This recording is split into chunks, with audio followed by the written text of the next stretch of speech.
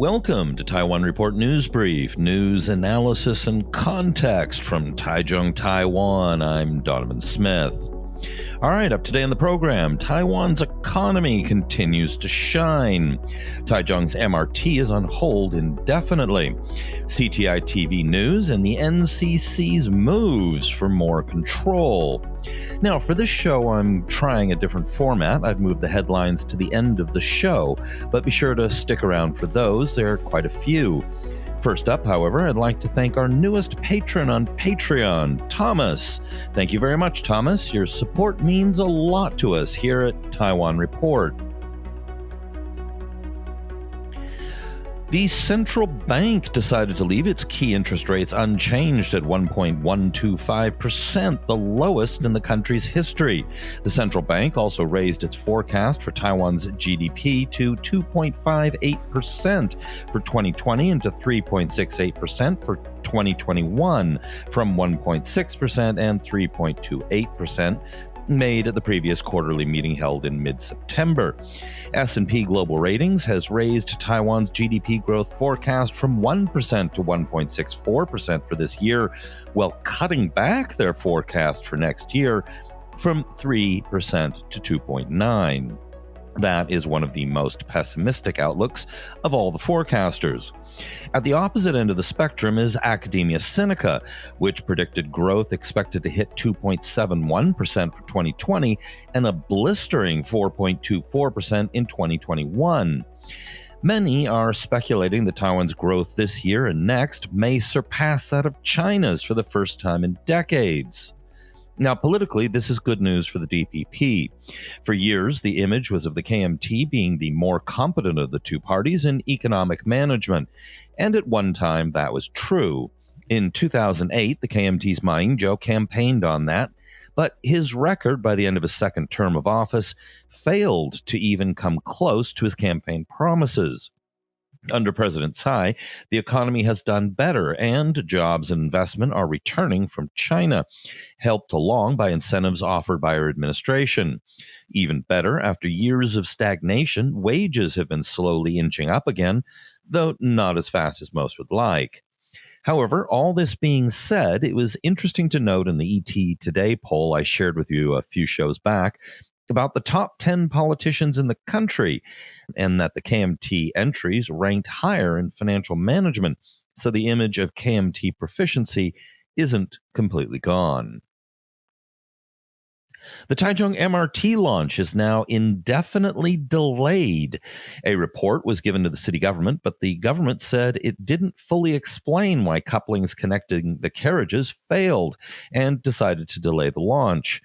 Mayor Liu Xiuyan apologized to Taichung residents for having to make the decision, saying the city government will establish an MRT malfunction review committee made up of experts to examine the problem. The companies in charge of developing the line said the couplings could be replaced in February, but the Taichung Metro operator called that timeline optimistic. The mayor and her team are indeed correct on this. Without knowing what caused the couplings to fail, restarting the MRT would potentially be very dangerous. However, this has been politically embarrassing for Taipei City, which their Department of Rapid Transit, which is developing this, Kawasaki Heavy Industries, which is building a lot of it, and of course the Taichung City government and Mayor Liu Xiuyan, who promised that they would have the MRT running by the end of this year. Recently, pro-China Want China Times has been running headlines like, "Evils of Tsai government have surpassed those of Chiang Kai-shek," and "Mourning the death of Taiwan's press freedom." This was in response to the non-renewal of CTiTV News cable TV license by the National Communications Commission. China Times and CTiTV News share much of the same ownership. Interestingly, Focus Taiwan, the English version of the state-owned central news agency, has repeatedly claimed that the license non-renewal meant that they would lose both their cable channel and their channel on partly state-owned Zhonghua Telecom's set-top box MOD. I got some beers to watch the channel go off the air, but it didn't on MOD. it's still there. They also got over 2 million subscribers on YouTube, but the highest number of people signed in to live stream it hasn't passed 60,000 and is usually much less. Former President Ma Ying-jeou and KMT Chair Johnny Chiang held a press conference to protest dressed all in black, which they said was to mourn Taiwan's loss of press freedom. Into this tense atmosphere, the head of Taiwan's National Communications Commission decided to, in a move of spectacular poor timing, make things worse. It turns out they're drafting a Digital Communications Act intended to better regulate, quote, inappropriate content on online speech platforms. Naturally, this was interpreted by the KMT as a move to shut CTiTV news down on YouTube and MOD. The NCC proposed a similar Digital Communications Act in 2018, but the bill did not pass the legislature due to concerns over internet censorship. The 2018 bill covered major online social media platforms such as Facebook, YouTube, and Instagram, and allowed people to report what they think is misinformation or fake news posted on an online platform to the NCC.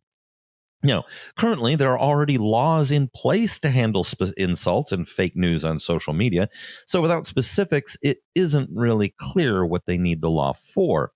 Most likely, their intent is to get more legal tools to take on Chinese propaganda, though it is easy to see how that could be abused to remove deep blue KMT material, and vice versa if there's a change in power. The NCC has scheduled a hearing on December 21st, during which experts and online social media platform operators will discuss how to regulate online speech. It will be interesting to see what their final draft looks like and whether it will pass the legislature. There are plenty of defenders of free speech in the legislature, so it will have to be very carefully thought out. French news magazine Le Point on their cover featured a photo of President Tsai Ing-wen alongside photos of U.S. President-elect Joe Biden, French President Emmanuel Macron, German Chancellor Angela Merkel, and Chinese Chairman Xi Jinping engaging in a close running track race. That's an impressive crowd to be running in, though disappointed that Chairman Xi appeared to be running slightly ahead of President Tsai. The headline read in French, America, Asia, Europe, ... Who will dominate the world? It's interesting that President Tsai was chosen to represent Asia over the leaders of India and Japan. It suggests that the president and Taiwan are punching even more above their weight than in past, when Taiwan was already more consequential than its small size and moderately sized population would suggest. Taiwan's entry was entitled, How Did Taiwan Do It? All right, headlines. Singapore will unilaterally lift border restrictions for visitors from Taiwan from December 18th. Taiwan's 5G users has reached 1 million, according to the industry, less than 6 months since it was launched. The newly electrified South Link line is to begin operations on Sunday, shortening the travel time between Kaohsiung and Hualien by 39 minutes. It will now be possible to take the train around Taiwan in 12 hours. China Airlines has unveiled a new Boeing 777 with the airline's name in a small font near the tail with the word cargo in large font where the name used to be. The C in cargo features a shape of Taiwan. However, it makes it look like the name of the airlines is Cargo Airlines. The Ministry of Justice Investigation Bureau, describing the case as the first example of an internet-related national security violation, said 2 Taiwanese are being investigated for spreading fake news from China, that the United States and Taiwan planned to work together to back the recent wave of democracy protests in Thailand. The Taiwanese men had traveled to China for local training and have been questioned on suspicion of violating the National Security Act.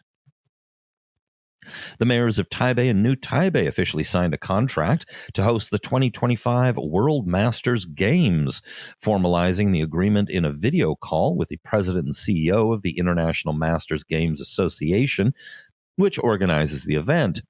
It is an international sporting competition for athletes over 30 years old. They beat out the French capital of Paris and the Australian city of Perth to clinch the games.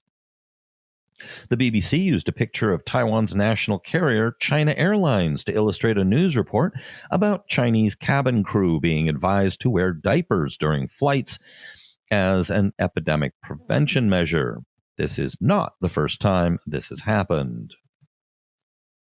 An agreement on the transfer of convicted and sentenced criminals between Taiwan and Switzerland took effect last Friday.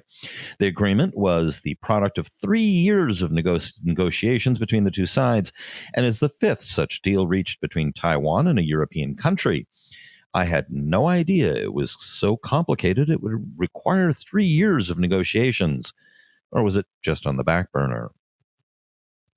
An anti-cancer and anti-hyperlipidemia drug developed by a Taiwanese firm as a potential medicine to treat COVID-19 was approved by Peru's authorities to begin phase 2 trials. U.S. Representative Scott Perry called on Congress to designate the American Institute in Taiwan an embassy, while granting similar recognition to Taiwan's representative offices in Washington. He suggested this to bolster the country's ties amid rising pressure from China. It would have been more impressive if it had been based entirely on Taiwan's merits, but it is still a good sign of support from the U.S. Congress. It's not likely to happen anytime soon, however. The U.S. has added Taiwan to the monitoring list of currency manipulating countries.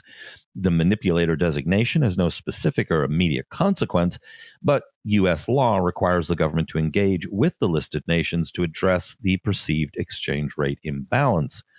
Penalties, including exclusion from U.S. government contracts, could be applied after a year if the label is not removed.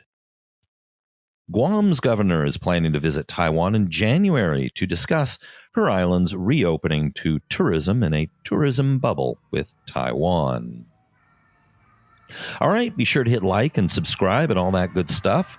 I've already got a bunch of material for tomorrow's show, so stick around for that and be sure to tune in. This has been brought to you by the Taiwan Report. For more content like this, become our patron at report.tw. 哎呦，就是那个台湾狗啦，最喜欢我的台湾狗了。